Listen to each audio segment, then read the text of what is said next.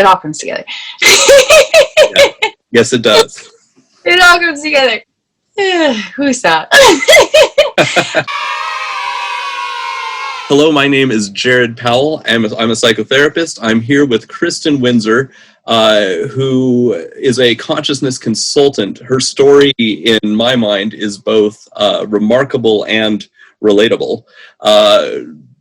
In her journey of healing and growth, she found that what truly brought things to the next level for her was not something she got from the traditional healthcare or mental health scene. What really helped her was to enjoy explosive growth and a lot of change was a system that she developed herself with the things she picked up, and really this convergent process that helps people develop a deeper sense of consciousness to be able to activate self-healing, self-adjusting mechanisms within. And even if the healthcare system has some aspects that are catching up, there's so many people that just don't have access to this, and she's been just coaching people, and they're experiencing growth, and they're loving what she's providing. And so I was hoping we could just chat a little bit about this one of the newer things that she's put together, the pyramid of personhood, and how she kind of works with that. Awesome. Well, thank you so much for taking time to connect. It's truly a blessed honor to be here and just connect with you and share this healing journey of life alongside one another. Like, we're all in this magical expansion of growth into greater realms of vibrational love together. And we are all so much more than we know. And we all have so much more power than we know too. Like, the fact that we can ignite healing from within, and we are not subject to the systems that surround us, and that we have a miraculous system within us that can be tapped into through the power of our own consciousness, is a wonder. And it's an honor to connect with you and explore this. Yeah, and so when I was reading your booklet about the pyramid of personhood, sorry, the pyramid of personhood, I was really pleased to just see how you brought together some of the best findings in affective neuroscience at the sort of base of the pyramid, and then put them together with the higher rungs of the pyramid. Could you tell me a little bit about the pyramid itself?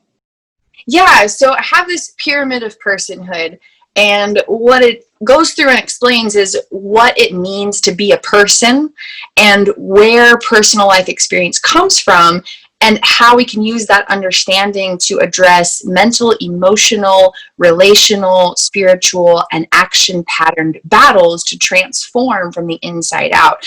And so it started with me living with dissociative identity disorder and having people be like, but how can you live with multiple persons in one body? And I'm like, do you even know what it means to be a person? And they're like, no. And I'm like, well, then obviously you can't comprehend how I can have multiple people in one body. So let's the bottom of this thing, so you know what it means to be a person, so you can understand what I understand about me living with multiple persons. So that's kind of the Kickstarter of this whole project. And I was like, I gotta know, what does it mean to be a person? There must be an answer. And so I went, and through all my research, literally thousands of hours of research, digging through books and videos and my own self-hypnosis, and I was like, where is this stuff coming from? I walk into a room, I have a perception. What is creating that? I walk into a room, I experience a trigger. That's activating something. Where is that coming from? Where are the particulars of my life experience stemming from? What is creating the stuff going on inside of me? And how can I point it? And not just have a general concept of it. And so I explored my neural networks from the inside out through a lot of the self-hypnosis. There were times when I would go through and it would be like tunnels. Like, I would go in and I would buckle myself into what felt like a roller coaster, and I would go through tunnels, and I would literally explore my neural networks and the data held within them, and different tunnels held different pieces of information. And then I would go through and watch hours of videos online. I read dozens of books, some of them dozens of times, and I would piece together the stuff that I found inside of me with stuff I was finding outside of me to make sense of the neuroscience of my personal experiences of consciousness. And through that, I started to develop this. And so the concept of the pyramid of personhood is, what are the particulars creating unique uniquely individualized life experience, because every person is having a different experience. You could have the same event and 100 people are there or 1,000 people are there, and every single person is having a completely different experience. How is that possible if the external stimulus is identical? It's because we're all living in different brains and bodies that are processing life experience differently, and our own unique consciousness is the self-essence within the experience, encountering these projections of data as stimulus is being processed through these neurobiological applications within our brain and body where our consciousness is living. And so the baseline of the pyramid of personhood is the unconscious body, which I also call unconscious states. And in it are different aspects of personhood. And that helps, basically, it's like the foundational framework. It's like the blueprint. It's the thing that everybody has, and it kind of takes the general stuff and processes it through like the basic stuff. And then there's the unconscious mind, or the subconscious realms. And that's where things get a little bit more specific. This is the area that actually creates our sense of identity. Like if you're like, I'm this person and I have these preferences and I have these memories, and oh yes, I'm super attached to peanuts, they're delicious. Or, you know, oh my goodness, I hate peanuts, they're allergic, like I'm allergic to them. Looking at them makes me just loathe life. Like all of those different aspects of our identity are coming from our subconscious realms and different data housed in there. And then all of that is unconscious. We don't know about any of it. All of those aspects of personhood are existing and operating beyond our awareness. We're only aware of about 5% of what's going on inside of us at any given time.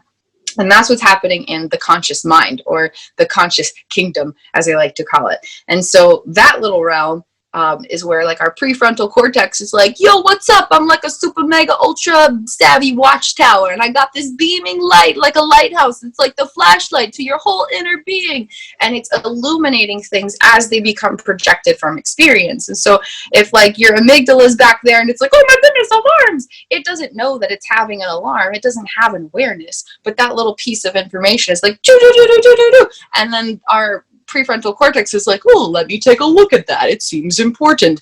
And so the conscious kingdom, the conscious mind, is what kind of illuminates things. It's the illuminating light of our awareness. And so all of what's happening is occurring in these sections within us. And so each inner being layer, we have 3 layers to our inner being. Each one houses one specific aspect of consciousness. And then all of the different aspects of personhood are neurobiological applications supporting that consciousness. And so consciousness is our like miraculous self-essence, and it's like this mystical, magical wonder about who we truly are. And then we've got this brain and this body vessel where we're living, but they're not the same thing. And it's cool because neuroscience has actually proved that. And I didn't even know that when I discovered it. I was leading a case study, and I would perform hours and hours and hours of different experiments on myself, and I would record thousands of hours of videos detailing my observations. And there was this one day last November, and I was sitting in my room, and I was like in this really, really horrific state of trauma activation where I was losing consciousness. My brain waves were in a state where I basically should have just been asleep. My entire autonomic nervous system was in a complete dorsal shutdown where I was literally experiencing oxygen deprivation, sitting there with my oxygen tank like, I got this, man. I got this. I'm alive. I'm alive. I can do this. I'm lucid even though I'm not. I can't feel the walls, but I'm here. And so I was there just completely state where my body itself had lost consciousness, but my consciousness present because I'd worked to train it to be so.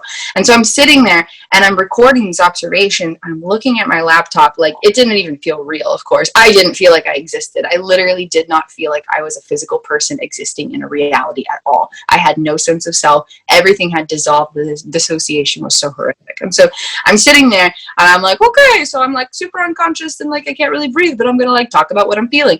And so I'm going through and I'm detailing this and I'm like, oh my God, I'm witnessing the distinction between my neurobiology automatically generating sensations of experience and my consciousness, who is my actual self-essence within experience. And I'm actually seeing the clear distinction between these energies because I'm inside of myself instead of being able to be on the outside. And so it was like this miraculous experience where a traumatic loss of consciousness led to discovering something so beautifully profound, that we are not our neurobiology. Like, we can go around being like, you're not your thoughts. And it's like, well, then what am I? Like, I have all these thoughts and feelings. If I'm not them, then what am I? Like, what are you even saying? Like, it never made sense to me. And people are like, you're not defined by your thoughts. And I'm like, who am I? That doesn't even make sense. But our thoughts are these automatically generated messages from activations of our neural networks that are storing data in our cells based on past experience, which would process subjectively to begin with, and are constantly undergoing reconstructive wiring. Like what's in our memory systems are not even necessarily accurate and are constantly changing. And it's all about associations. It doesn't take a picture and just store it away. It takes a piece of data and connects it with this piece of data and connects. Like, it's all about associations. And so all of the associations our brain makes are unconscious. So of course there's room for error. And so our neurobiology is not the same thing as who we are. We are a consciousness who is our self-essence stored inside of our neurobiology, constantly interacting with each other. So anyway, within the pyramid of personhood, we've got these 3 layers, and there's one aspect of consciousness in each layer who is experiencing life through all of the other aspects of personhood that are neurobiological applications. And then all together, there's 16 aspects of personhood that are shaping our uniquely individualized personal experiences of self and life.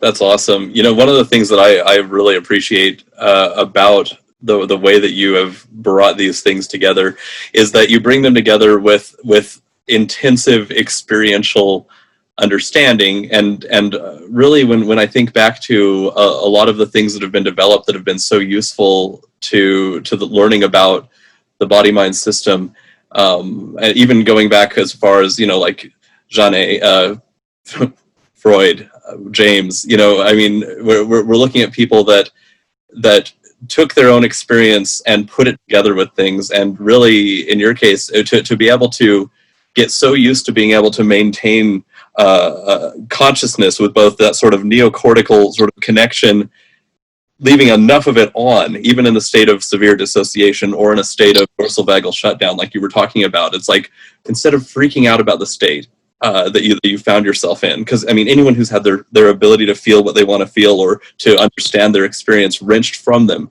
can really relate to this idea that there are times when there is a state that's so disturbing, horrific, or disconnected that they're not able to enjoy their ability to just look at it and think about it. In your case, you've developed this over a lot of time, a lot of experiential labor, and a lot of observing your experience with the videotaping.